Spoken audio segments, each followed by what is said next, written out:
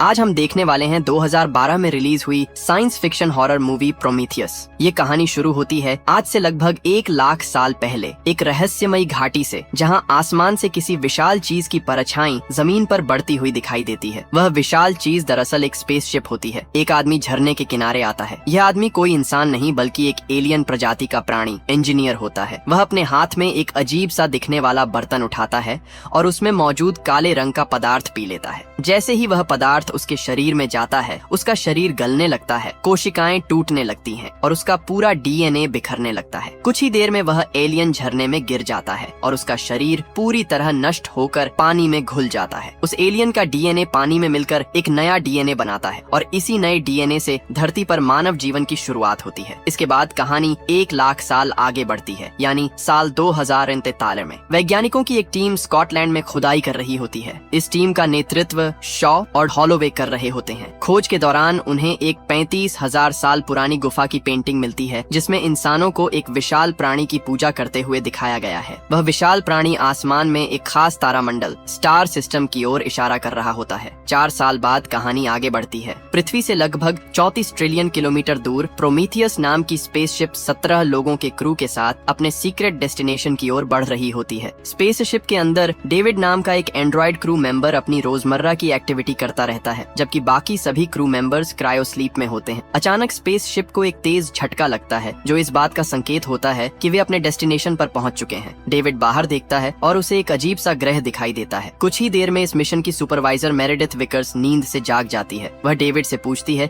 कि बाकी लोग कितने समय से सो रहे हैं। डेविड जवाब देता है 2 साल 4 महीने 18 दिन 36 घंटे और 15 मिनट। इसके बाद सभी क्रू मेंबर्स को जगाया जाता है और सबको एक जगह इकट्ठा किया जाता है। उन्हें एक 3D होलोग्राम दिखाया जाता है, जिसमें वेलैंड कॉर्पोरेशन के फाउंडर पीटर वेलैंड दिखाई देते हैं। वे बताते हैं कि इसी मिशन की नींव उन्होंने रखी थी। ये होलोग्राम उन्होंने 2 साल पहले रिकॉर्ड किया था और अगर वे सब इसे देख रहे हैं तो इसका मतलब है कि उनका मिशन अब सच होने वाला है। इसका मतलब साफ होता है कि वे सब अपनी मंजिल पर पहुंच चुके हैं और पीटर वेलैंड अब जिंदा नहीं है। पीटर आगे सबको डेविड के बारे में बताते हैं कि डेविड कोई इंसान नहीं बल्कि एक एंड्रॉइड है। डेविड उनके लिए एक बेटे की तरह है। इसके बाद वह डॉ चार्ली हॉलोवे और डॉ एलिजाबेथ शॉ का सबसे परिचय करवाते हैं। पीटर दोनों को इस मिशन का इंचार्ज घोषित करते हैं और पूरी जिम्मेदारी सौंपकर होलोग्राम से गायब हो जाते हैं। इसके बाद डॉ हॉलोवे अपना प्रेजेंटेशन शुरू करते हैं। वे पृथ्वी पर अलग अलग जगहों पर हुई पुरातत्व खुदाइयों की तस्वीरें दिखाते हैं। मिस्र, सुमेरिया, बेबीलोनिया, मेसोपोटामिया और हाल ही में स्कॉटलैंड में मिला 35,000 साल पुराना गुफा चित्र। वे बताते हैं कि ये सभी प्राचीन सभ्यताएं हैं और हर सभ्यता के बीच सैकड़ों सालों का अंतर है। इनका आपस में कोई संपर्क भी नहीं था। फिर भी हर जगह एक जैसा ही चित्र मिलता है, जिसमें एक विशाल प्राणी आसमान में एक तारामंडल की ओर इशारा कर रहा है। ऐसे ही चित्र हर सभ्यता में पाए गए हैं। इन चित्रों में दिखाया गया तारामंडल जिस गैलेक्सी में मौजूद है, वह पृथ्वी से इतनी दूर है कि प्राचीन सभ्यताओं को उसके बारे में जानना नामुमकिन था। हैरानी की बात यह है कि उस गैलेक्सी में एक सूरज मौजूद है और उसके चारों ओर एक ग्रह घूम रहा है, जिसके 3 चंद्रमा हैं। उनमें से एक चंद्रमा पर जीवन के लिए अनुकूल वातावरण है, लगभग हमारी धरती जैसा, और आज ही सुबह वे उसी चंद्रमा पर पहुंचे हैं। इसके बाद डॉ शॉ बताती हैं कि गुफा चित्रों में दिखाया गया विशाल प्राणी असल में एक एलियन प्रजाति है। उन्हीं एलियंस ने इंसानों को बनाया है। एक तरह से वे हमारे इंजीनियर्स हैं, हमारे रचयिता। इन चित्रों के जरिए वे हमें एक संदेश दे रहे हैं कि आओ हमें ढूंढो उसी तारामंडल में। प्रेजेंटेशन के बाद डेविड दोनों डॉक्टर्स को सुपरवाइजर मेरेडिथ विकर्स के चैम्बर में ले जाता है। विकर्स दोनों से साफ कहती हैं कि अगर उन्हें इस चंद्रमा पर एलियंस मिल भी जाए तो वे उनसे संपर्क करने की कोशिश नहीं करेंगे। डॉक्टर इसकी वजह पूछते हैं, लेकिन विकर्स कोई जवाब नहीं देती। अगले सीन में डेविड हॉलोवे आपस में बात कर रहे होते हैं। डेविड बताता है कि उसने पिछले 2 सालों में कई प्राचीन भाषाएं सीख ली हैं और अब वह एलियंस से संवाद करने में सक्षम है। इसके बाद स्पेसशिप को चंद्रमा की सतह पर उतारने की तैयारी होती है। तभी डॉ हॉलोवे की नजर एक अजीब से स्ट्रक्चर पर पड़ती है। वह स्ट्रक्चर किसी भी तरह से प्राकृतिक नहीं लगता।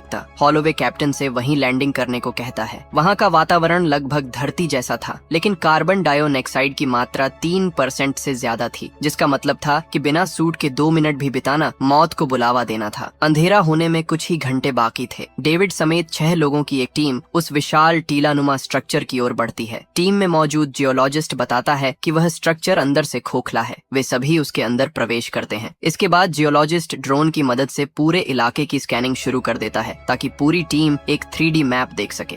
हॉलोवे बताते हैं कि अंदर कार्बन डाइऑक्साइड की मात्रा बाहर से बहुत कम है। उनका कहना होता है कि यहाँ कोई ऐसी चीज है जो हवा को साफ कर रही है। ये कहकर वे अपना हेलमेट उतार देते हैं और हैरानी की बात ये होती है कि उन्हें कुछ भी नहीं होता। एक एक करके बाकी लोग भी अपने हेलमेट उतार देते हैं। तभी डेविड को एक स्विच पैनल दिखाई देता है जिस पर अजीब से चिन्ह बने होते हैं। डेविड उन चिन्हों पर अपनी उंगली फिराता है। अचानक पूरा हॉल रोशनी से भर जाता है और उनके सामने विशालकाय प्राणियों की दौड़ती हुई आकृतियां दिखाई देती हैं। वह असल में एक 3D रिकॉर्डिंग होती है। रिकॉर्डिंग में भी वही विशालकाय लोग दिखाई देते हैं जो किसी अज्ञात चीज से डरकर जान बचाकर भाग रहे होते हैं। सभी लोग उन आकृतियों का पीछा करते हैं। भागते हुए उन विशालकाय प्राणियों में से एक दरवाजे तक पहुंचते पहुंचते गिर जाता है और तभी दरवाजा बंद हो जाता है। दरवाजा बंद होते ही उसका शरीर बीच से कट जाता है। सिर दरवाजे के एक तरफ और धड़ दूसरी तरफ रह जाता है। उस विशालकाय प्राणी का शरीर देखकर जियोलॉजिस्ट घबरा जाता है। वह बायोलॉजिस्ट के साथ तुरंत वहां से निकलकर स्पेसशिप की ओर लौट जाता है। शॉ कार्बन रीडिंग से पता लगाती हैं कि उस विशाल जीव की मौत को करीब 2000 साल हो चुके हैं। इस बीच डेविड स्विच पैनल पर उंगली चलाकर दरवाजे की लॉकिंग सिस्टम को ओवरराइड कर देता है और दरवाजा खोल देता है। दरवाजे के दूसरी तरफ उन्हें उस जीव का कटा हुआ सिर मिलता है और साथ ही एक विशालकाय चेहरे की मूर्ति भी दिखाई देती है। पूरे कमरे में बड़ी बड़ी कुर्सियां रखी होती हैं। जमीन पर केंचुए जैसे जीव रेंग रहे होते हैं और छत पर एक बहुत बड़ी पेंटिंग बनी होती है। लेकिन जैसे ही वे लोग उस कमरे में प्रवेश करते हैं, कमरे में अजीब बदलाव शुरू हो जाता है। वहाँ रखी कुर्सियां पिघलने लगती हैं और उनमें से काले रंग का द्रव बहने लगता है। छत पर बनी पेंटिंग भी खराब होने लगती है। शॉ समझ जाती हैं कि उनके आने से कमरे का तापमान बदल गया है। वह सभी को तुरंत वहाँ से बाहर निकलने को कहती हैं और उस कटे हुए सिर को एक बड़े पॉलिथीन बैग में डालकर साथ ले लेती हैं। तभी कैप्टन सबको सूचित करता है कि एक भयानक तूफान आने वाला है, इसलिए सभी को तुरंत स्पेसशिप पर लौटना होगा। शॉ थोड़ा और समय मांगती है, लेकिन सुपरवाइजर उन्हें सिर्फ 15 मिनट की मोहलत देती है। उसके बाद स्पेसशिप का दरवाजा बंद कर दिया जाना था। इधर डेविड चुपके से एक पिघली हुई वस्तु का एक पिंड अपने बैग में रख लेता है। उन पिंडों से निकलने वाले काले द्रव को कुछ छोटे जीव अपना भोजन बना रहे होते हैं। सभी लोग तेजी से स्पेसशिप की ओर भागते हैं। उनके पीछे 200 किलोमीटर प्रति घंटे की रफ्तार से तूफान बढ़ रहा होता है। ये कोई साधारण तूफान नहीं था। उसमें सिलिका के कण और हजारों वोल्ट की बिजली मौजूद थी। वे लोग मुश्किल से स्पेसशिप तक पहुंच पाते हैं, लेकिन तभी एलियन का कटा हुआ सिर उछलकर नीचे गिर जाता है। उसे उठाने की कोशिश में शॉ तेज तूफान में हवा में उड़ने लगती है।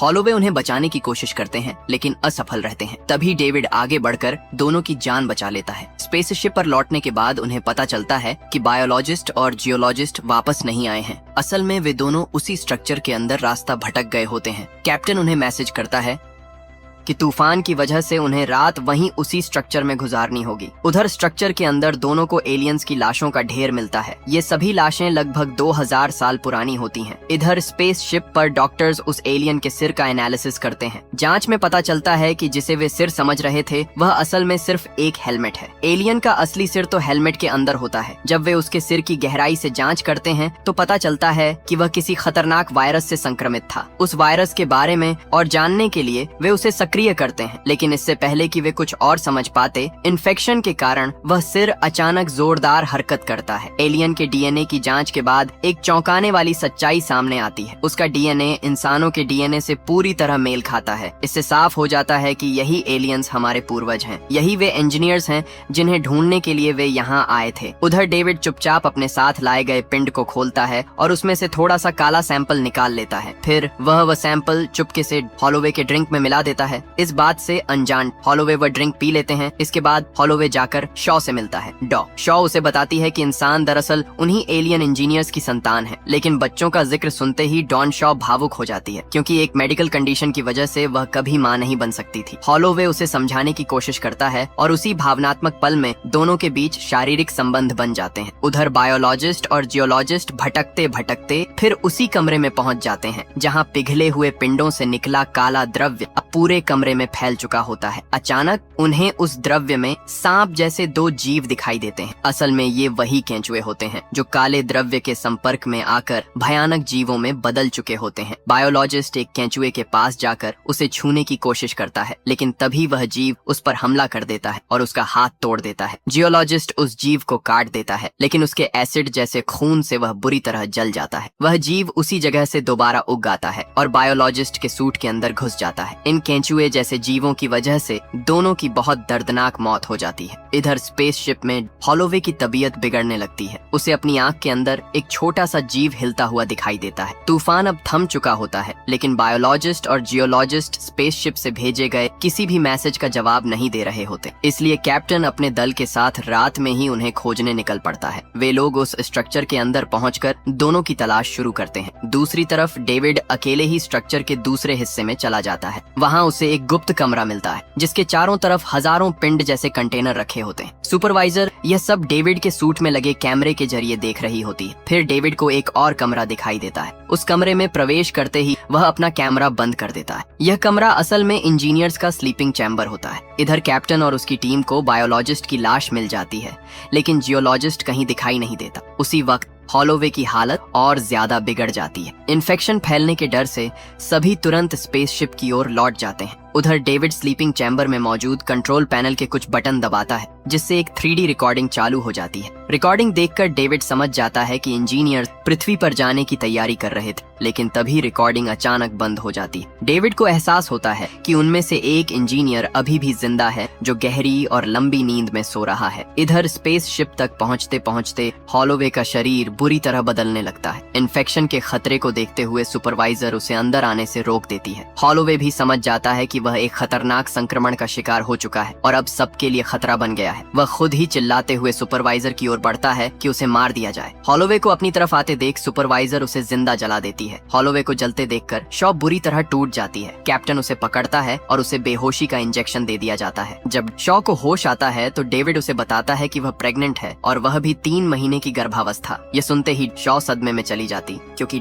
हॉलोवे से उसके संबंध सिर्फ 10 घंटे पहले बने थे। 3 महीने पहले तो वह स्लीपिंग चैम्बर में गहरी नींद में थी, और सबसे बड़ी बात, वह कभी माँ बन ही नहीं सकती थी। डेविड बताता है कि यह कोई सामान्य गर्भ नहीं है। शॉ उससे गिड़गिड़ाकर कहती है कि वह उसके पेट से उस जीव को निकालने में मदद करे, लेकिन डेविड साफ मना कर देता है, ये कहते हुए कि इस तरह का ऑपरेशन करने के लिए कोई डॉक्टर मौजूद नहीं है। इसके बाद डेविड उसे बेहोशी का इंजेक्शन देकर सुला देता है। जब डॉन शॉ को स्लीपिंग चैम्बर में ले जाया जा रहा होता है तो वह वहाँ से भाग निकलती है। वह सुपरवाइजर के केबिन में रखी मेडिकल मशीन मेड पॉड की मदद से खुद ही अपना ऑपरेशन करती है और उस परजीवी जीव को अपने शरीर से बाहर निकालकर निष्क्रिय कर देती है। उधर कैप्टन को एक सिग्नल मिलता है कि जियोलॉजिस्ट स्पेसशिप के बाहर खड़ा है। जब कुछ क्रू मेंबर्स उसे देखने बाहर जाते हैं तो बुरी तरह संक्रमित जियोलॉजिस्ट उन पर हमला कर देता है और कई लोगों को मार देता है। कैप्टन किसी तरह उससे लड़ता है और अंत में उसे मार गिराता है। इधर भागते भागते डॉर शॉ स्पेसशिप के उस हिस्से में पहुंच जाती है जहां पीटर वेलैंड को स्लीपिंग चैम्बर में रखा गया था। उन्हें हाल ही में नींद से जगाया गया था ताकि वे उस इंजीनियर से मिल सकें जिसे डेविड जिंदा और सोता हुआ देख कर आया था। असल में पीटर वेलैंड ने इस पूरे मिशन पर पैसा सिर्फ एक वजह से लगाया था, ताकि वह अपने निर्माता यानी इंजीनियर्स से मिलकर अमर बनने का रहस्य जान सके।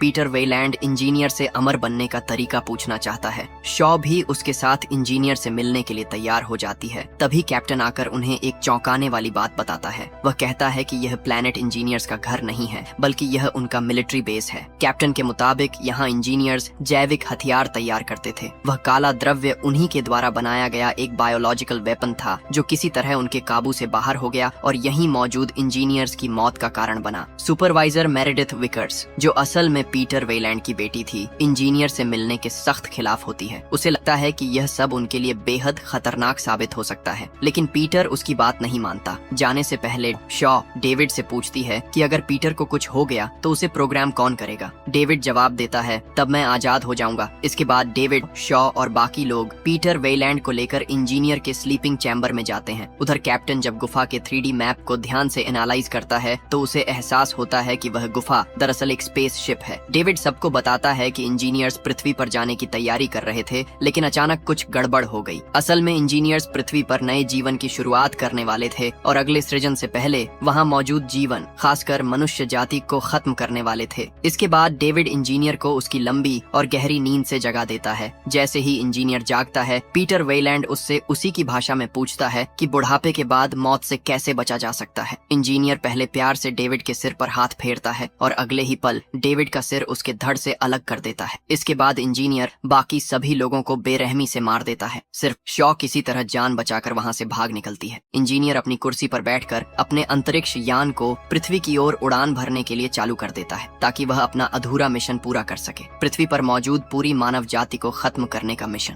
शॉ ये सब कैप्टन को बताती है। वह कहती है कि किसी भी हाल में इंजीनियर के अंतरिक्ष यान को पृथ्वी तक पहुंचने से रोकना होगा। कैप्टन कहता है कि उनका जहाज कोई जंगी जहाज नहीं है, लेकिन शॉ उसे समझाती है कि अब वही आखिरी उम्मीद है। कैप्टन तुरंत अपने क्रू को सुपर इंजन चालू करने का आदेश देता है ताकि उनका स्पेसशिप गोली की तरह तेज रफ्तार पकड़ सके। सुपरवाइजर कहती है कि वह इस मिशन में हिस्सा नहीं लेगी क्योंकि यह स्पेसशिप उसका है और यहाँ उसी की चलेगी। कैप्टन उससे कहता है कि वह उसका लाइफ चैम्बर सतह पर उतार देगा, जिसमें वह 2 साल तक जिंदा रह सकती है। सुपरवाइजर तुरंत लाइफ चैम्बर में चली जाती है। कैप्टन बाकी क्रू मेंबर्स को भी लाइफ चैम्बर में जाने को कहता है, लेकिन कोई नहीं जाता। सभी क्रू मेंबर्स खुशी खुशी पृथ्वी को बचाने के लिए अपने प्राणों की आहुति देने को तैयार हो जाते हैं। उधर इंजीनियर का अंतरिक्ष यान उड़ान भर चुका होता है। कैप्टन पहले लाइफ बोट को स्पेसशिप से अलग कर सतह पर रिलीज करता है और फिर सुपरवाइजर को भी उसके लाइफ चैम्बर के साथ छोड़ देता है। जैसे ही प्रोमीथियस का सुपर इंजन पूरी ताकत से चालू होता है, वह तेज रफ्तार में जाकर इंजीनियर के अंतरिक्ष यान से टकरा जाता है। एक भयानक विस्फोट के साथ इंजीनियर का जहाज तबाह होकर धरती पर आ गिरता है। गिरते समय वह अपने साथ सुपरवाइजर और शॉ को भी चपेट में ले लेता है। सुपरवाइजर की मौत हो जाती है, लेकिन एक चट्टान की आड़ की वजह से शॉ बच जाती। उसके ऑक्सीजन सिलेंडर में सिर्फ 2 मिनट की ऑक्सीजन बची होती है। ऑक्सीजन लेने के लिए वह कैप्टन द्वारा छोड़ी गई लाइफ बोट की ओर जाती है। वहाँ उसे एक भयानक परजीवी जीव दिखाई देता है। वह तुरंत पहचान जाती है कि यह वही ऑक्टोपस जैसा जीव है जो उसने अपने पेट से निकाला था। वह जीव मरा नहीं था, बल्कि अब और भी बड़ा हो चुका था। तभी वायरलेस रेडियो पर डेविड की आवाज सुनाई देती है। वह बताता है कि इंजीनियर उसे मारने आ रहा है। अचानक इंजीनियर शॉ पर हमला कर देता है। शॉ तुरंत ऑक्टोपस वाले केज का दरवाजा खोल देती है। वह विशाल जीव इंजीनियर पर हमला कर देता है। इंजीनियर और उस जीव की लड़ाई के बीच से शॉ जान बचाकर भाग निकलती है। थकी और टूटी हुई हॉलोवे को याद करके रोने लगती है। तभी डेविड की आवाज फिर से रेडियो पर आती। डेविड उससे मदद मांगता है।